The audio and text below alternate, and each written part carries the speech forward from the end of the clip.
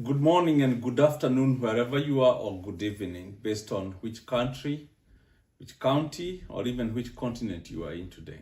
Welcome to our YouTube channel. It's called James for Courage. Today, I want to highlight a few things that I have noticed going on in the East African region, meaning Kenya, Tanzania, and Uganda. I have seen many things, but I want to realize that a female president, a head of state, can actually preside over torture. Not that torture can be allowed to be directed towards men, but when torture is directed to your fellow woman, a journalist from Uganda, who gave an ordeal that is unprintable. She spoke clearly how she was violated sexually.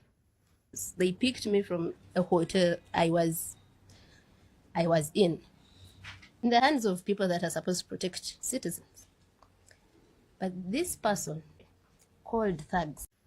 Her crime, she's a journalist going to cover the proceedings of one of the politicians, I believe in Tanzania, who is trying to run for president. Politics aside,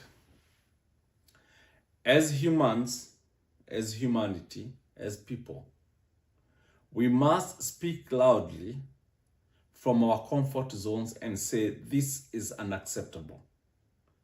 You cannot have a woman, young lady, probably a mother, I don't know, claiming that objects were actually put on her rear end. In the hands of criminals, clearly. You're already blindfolded. Now you've been stripped naked.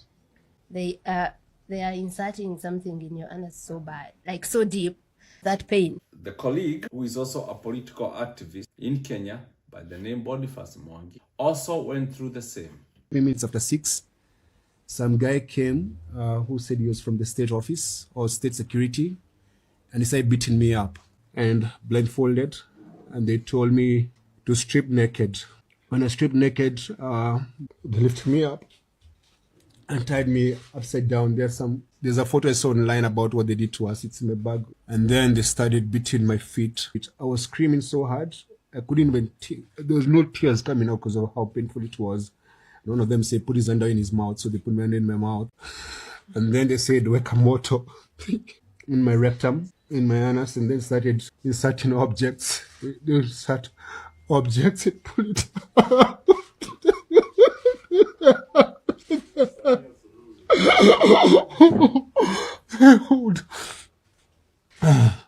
Dude. Okay.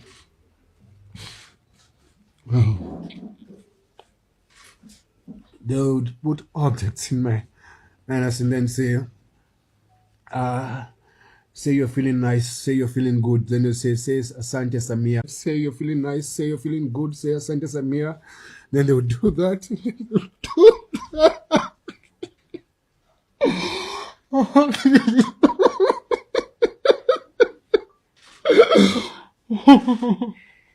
That is unacceptable. You see, African leaders, and actually leaders across the world, they need to understand this.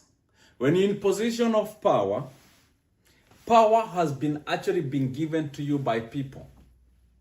And when people understand when they're doing that to you, they're actually seeing you as a servant who is there to serve them, who is there to attend to their needs as a community or as a nation.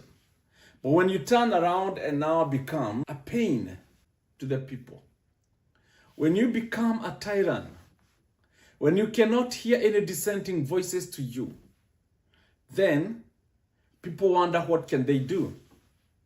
I know most African people, most citizens of the continent of Africa, be it East, Central, South, or even North, they have always thought that some people from their own tribe, for instance, the Kikuyus in Kenya will always think, probably, that somebody from their tribe will make sure that their life is better. A Luo would think the same.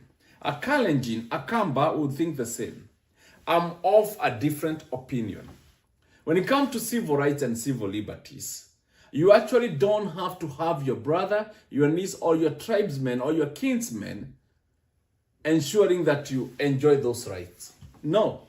You just require to pick leaders who really value humanity, who really value you.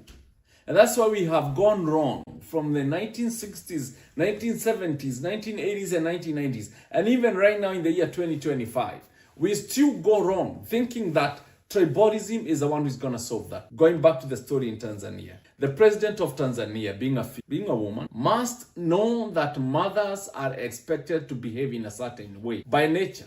Now, when she really directs violence, especially to women, I saw also there's some lawyers who had gone across the border from Kenya to Tanzania to represent or even to participate in the court proceedings. They were deported back. Again, I'm neutral. But the call I have is for the citizens of this world. The call I have is for the citizens of Kenya, Uganda, and Tanzania. Can we just be a good example and decide from now henceforth, we will use the power of the vote. We are not going to depend on the power of the bullet. We're going to use the power of the vote to actually make sure that we choose the right people who can represent you. Because whether you like it or not, even in the Bible times, people demanded that they need kings. But what kind of kings? Now you have an opportunity to actually vote and select those who can represent you. And those people who believe in the rule of law. And the people who believe in human rights and dignity. The real people are suffering in this region of the world, not because there are no resources. For instance, look at Congo. Very many resources are there, but we have always failed. So please, if you have not subscribed to this channel, I urge you to do that. And the people in the diaspora, who are maybe probably in the eastern part of this world, who are in the western part of this world, those who are in Europe, and they have come from Africa, let's not be silent, because this is our homeland, and everything you do, let me tell you, east or west, home is best. Let's raise our voices. Let's talk about these issues. Let's tell these tyrants, let's tell these leaders, let's tell these dictators that their time is up, and we can use the power of the vote, educate our people, and make sure that we can silence them, and our people can live in dignity. Thank you so much. May God bless you. Subscribe to our YouTube channel and press that button and like it. Thank you so much.